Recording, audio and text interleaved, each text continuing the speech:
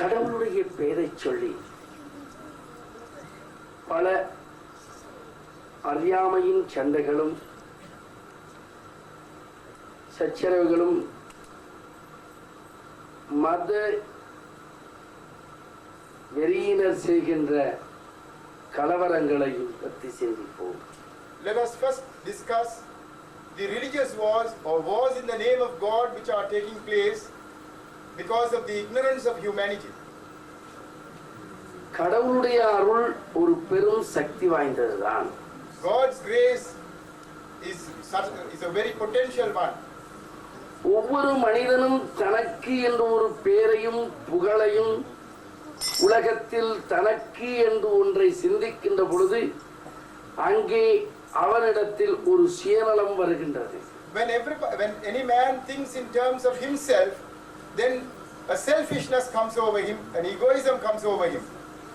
உலகத்தில் ஆன்மீகத்தை சிந்திக்கின்ற ஒருவனுக்கு தன்னை பற்றி சிந்திக்கின்ற மனப்பான்மை வருகின்ற பொழுது அங்கே சுயநலம் வருகின்றது.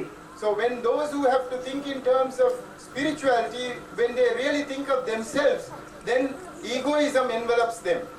மனிதன் தன்னை உலகத்துக்கு பெரியவனாக்கிக் கொள்ள வேண்டும், தன்னை உலகத்துக்கு பிரச்சாரம் செய்து கொள்ள வேண்டும், தான் ஒரு கோடீஸ்வரனாக இருக்க வேண்டும், தான் வசதி உள்ளவனாக இருக்க வேண்டும் என்ற ஒரு குறுகிய மனப்பான்மை மனிதனிடத்தில் பதிந்திருக்கின்றது. The reason is that man has this innate desire for himself to become rich, for himself, for his name to be known everywhere, and he is interested in fostering his egoism or selfish needs in the world. இத்தகையான ஒரு சுயநலமான கருத்து ஒரு மனிதனிடத்தில் இருக்கக்கூடாது. Such a selfish attitude should not be there in a human being. இதை சில ஆன்மீகவாதிகளிடத்திலும் சில இடத்தில் இருக்கின்றது. Unfortunately, even among spiritual leaders, such an attitude seems to be prevalent.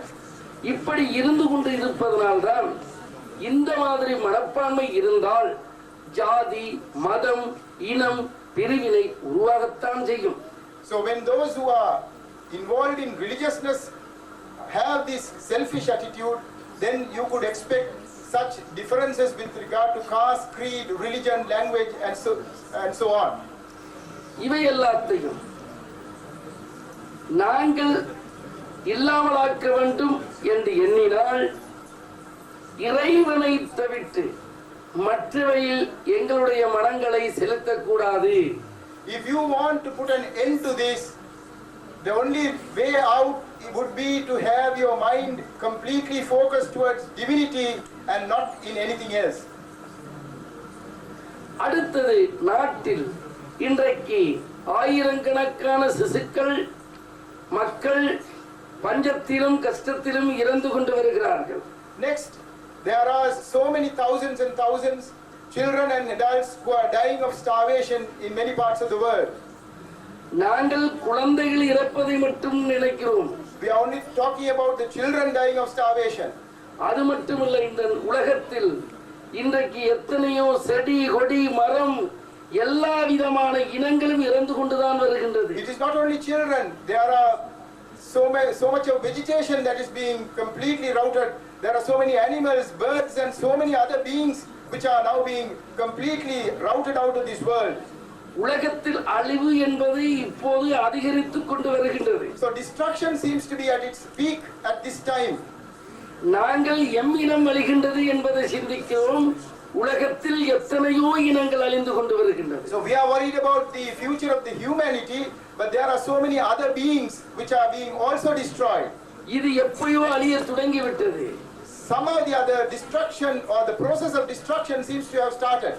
இந்த அழிவுக்கெல்லாம் காரணம் இறைவன் அல்ல. The cause for such destruction is not God. மனிதன் தன்னிடத்தில் இருக்கின்ற ஒத்துமை, மனிதன் தன்னிடத்தில் இருக்கும் சேவை மனப்பான்மையை, மனிதன் தன்னிடத்தில் இருக்கும் பரிமாறும் மனப்பான்மையை இழந்து விட்டான். It is because man has lost the sense of unity, sense of charity, sense of getting together or sense of giving.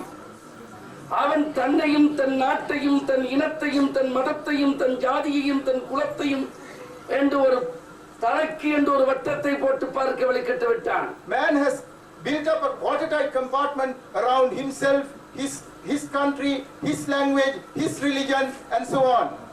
இந்த உலகத்தில் பிறந்த எல்லா மனிதர்களும் இந்த மண்ணுக்கு உருத்தானவர்கள் என்று நினைக்கவில்லை. They have forgotten that everybody in this world are part and parcel of this planet Earth, and that they belong to this same planet.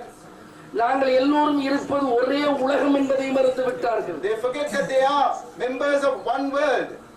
நாங்கள் எத்தனை இனம் உள்ளவர்களாக இருந்தாலும், எத்தனை மதம் உள்ளவர்களாக இருந்தாலும், எத்தனை ஜாதி உள்ளவர்களாக இருந்தாலும் ஒரு வட்டத்தில் இருக்கிறோம் என்பதை மறந்து ஒவ்வொருவரும் தனக்கு என்று ஒரு வட்டம் போட வெளிக்கிட்டு விட்டார்கள். Whatever the differences of language, caste, creed, nations we may have, we have forgotten that we are still children of one planet Earth. இதை விட்டு தனக்கு என்று வட்டம் போட்டது தவறு. So when we started building up watertight compartments individually of our individual groups, then the problem started. இதை இல்லாமலாக்குவதற்கும் இந்த பஞ்சங்களிலிருந்து, கஷ்டங்களிலிருந்து, இந்த துன்பங்களிலிருந்து, இந்த பிரச்சனைகளிலிருந்து விடுதலை பெற முடியும். மனிதன் விடுதலையை விரும்பவில்லை என்பதை என் கருத்து. There is a possibility for us to be out of this process of destruction, to get ourselves freed from this process of destruction, but I would submit that we are not interested in seeking solutions to this problem. சாதாரண மனிதர்கள், உலக பாமரை மக்கள்கள், இருதயம் உள்ளவர்கள், அன்பு உள்ளவர்கள், பாசம் உள்ளவர்கள் மனம் மட்டும்தான் கொதிக்கின்றது ஒழிய இந்த உலகத்தை ஆளும் அரசியல்வாதிகளுக்கு இந்த எண்ணம் வரவில்லை. It is only the ordinary people, the simple people who seems to have the heart to feel and have the sensitivity to feel about these problems and to be worried about it. But those who are in power, those who lead or who govern countries do not seem to be interested in such problems. நாட்டை ஆள்பவர்கள் சிந்திக்க முயலாத வரையும் இந்த பிரச்சனைகள் இருந்து கொண்டேதான் இருக்கும். So long as those who govern are not sensitive to these problems must continue. இதை இல்லாமலாக்கக்கூடிய ஒரே ஒருவன் ஆண்டவன் என்று சொல்லாதீர்கள். ஆண்டவனுடைய அருளினாலே செயலாற்ற வேண்டும் என்றால் மக்களிடத்தில் ஒத்துமை இல்லை. So do not think that only God could to come and help you out of this crisis. Human beings must also have the sense of unity, the sense of coming together, to come together, and unless you have that sense of coming together, you will be hopeless. எங்களை பற்றி சிந்திக்கிறோம், எனக்கு தொழில், எனக்கு வருமானம், எனக்கு வாழ்க்கை என்று சிந்திக்கிறோம் ஒழிய நாம் நாடு முன்னேற வேண்டும் என்று சிந்தித்தவன் யாரும் இல்லை. இந்த மண்ணை பற்றி சிந்தித்தவன் யாரும் இல்லை. Everyone is interested in himself, his job, his family, his future. That is all that he is interested. Who is interested in his nation or country or this world at large? நாங்கள் பேச்சளவில், குரலளவில், சத்தத்தளவில் நாட்டை பற்றி சிந்திக்கும் நாட்டு பற்றுள்ளவர்கள் போல் கதைத்து விடுவோம். இந்த நாட்டை ஆள்பவர்களுக்கே அந்த பற்றில்லை. We are only talking and we are only paying lip service with regard to our national feelings and feelings towards humanity and so on.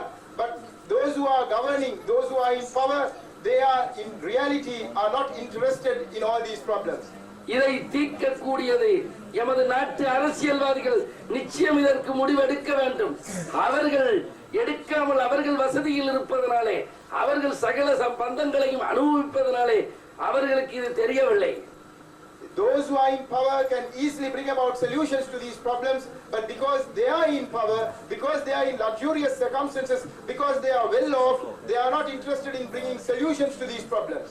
இவற்றுக்கெல்லாம் காரணம் அவர்களுடைய அறிவு திறக்கவில்லை. The reason for all this is their ignorance.